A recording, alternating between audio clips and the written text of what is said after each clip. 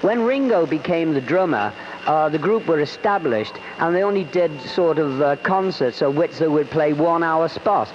Pete Best was there for 2 years, playing 7 hours a night with them. He was more of a Beatle drummer professionally than Ringo, but as I explained before, socially he wasn't acceptable to them. And Ringo, they used to get on like a house on fire.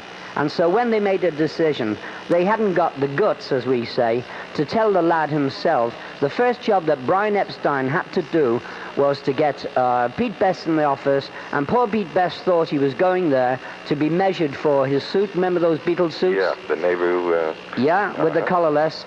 Well, poor Pete thought he was going to be measured for the suit. Instead, the world crashed from underneath him, and he was sacked. Wow. Gee, story. It's a story. They weren't entirely livable boys. Yeah. Thanks for calling it, Barry. And did we get your address? No, you haven't. Okay, I'm going to put you on hold again. Thank you. And we'll get your address and send you one of the Beatles postcards. Richard Starkley was Ringo Starr's real name. Was John Lennon, Paul McCartney, and George Harrison the real names of those Yeah, people? they were the real names. Okay, so he's the only one who used a stage name, so to speak. That's right, yeah. We used to call him Ringo because he always used to have these massive rings on his hand. Ah, yes. All right. Lorne Greene got a hit off that, too, with the, what was it, the Ballad of Ringo? Yeah, one of Laura Green. That was before he did the Alpo commercials, I guess. He needed the money. So at any rate, Mary's Margaret who's on the line next. Margaret, hello. Hello, I'm from Stratford-on-Avon, England, and my son was very in love with the Beatles. I'd love a picture, at their home. No sooner said than done. We actually have a postcard with all the 4 homes of the Beatles. The actual home where George Harrison was born is on one of these postcards, so I hope they picked that one out for you. Oh, I hope so. And if I go back to England next year, I'll be sure to go to Liverpool and mail it back to myself. I'm getting the nod here. Yes, then you will get the Liverpool postmark. Yes. Tell you what, let's send hers in an envelope so it'll be on stamped. We'll do that. You're getting the nod. They picked out the right card for you. Oh, great. Okay, thanks for your call. Okay, thank you. I'm going to put you on hold now. Don't hang up. Oh, fine. All right, let's go to Tom on WJNO, and you're on the air, Tom. Hello. Hi, I got a question. How did Brian Epstein take over the Beatles? A good question. I'd fallen out with the Beatles the second time that I sent them over Hamburg. What caused this? I had a row with John, which wasn't very hard in those days. He had a big chip on his shoulder, quite rightly if I tell you the story, but I think we'd be talking for a week. But briefly, I'd finished with the Beatles. The Beatles had come back to Liverpool, and then they'd got work in the Cavern Club, and they used to do what we call lunchtime sessions. Now, they'd made a record, which you probably know, with Tony Sheridan, My Bonnie. Sure. Now, when they were announcing that they were going to play this record, they used to plead with the audience, will you please go to your nearest record shop and ask, can you buy this record?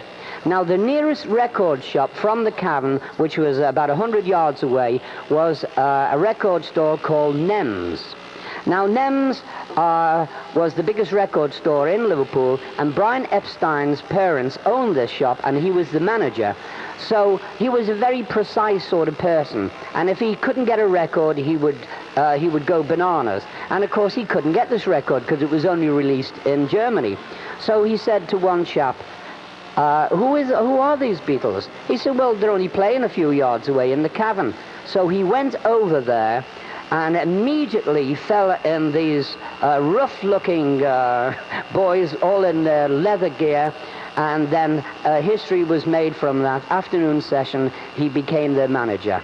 Forever, listen, yes. Yeah, and I've never ever knocked Brian Epstein. Brian Epstein was the most important cog in the wheel. I was a little cog, but part of the wheel, and I've always gone along the line that Brian Epstein was the best thing that could have happened to the Beatles. I thank you, sir. Did we get your name and address? No, you didn't. Okay, you hang on the line also. Okay. We don't have time to get to the other call, but get their name and address too. Whoever is holding on the other line, I think his name's Tom also.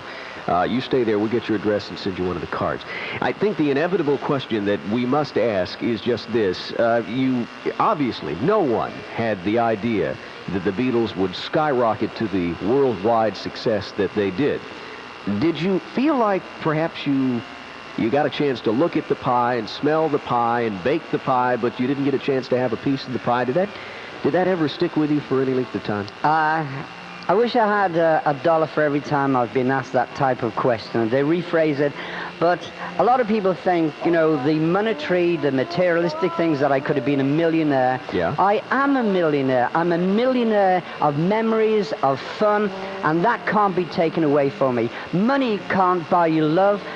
Money didn't even come into it in those early days. Just to be part of the magic of the Beatles and to go down in history that I was there. All these people writing books now, I didn't see them in the back of the van when we were traveling to a gig. No, just to be part of the history of the Beatles is the reward that will take to the grave to me. I'm quite contented. Where are you going after this? You going to be in the United States for some time? I'm off to New York because I've written a musical about the 60s and about Liverpool, and would you believe it? The guy who's doing the music is a chap from New York. I haven't got an English composer, so it's going to be cross-Atlantic again, transatlantic. The magic of America and Liverpool hopefully will be put together in a magical musical. Allan, thank you. Enjoy your time in the United States. Thank you for coming on the air with us today. Fascinating story. And when you find yourself back in this part of South Florida, I hope you'll come back with us again. Yes, and you're going to buy some stone crabs and the best lobsters that I've ever tasted.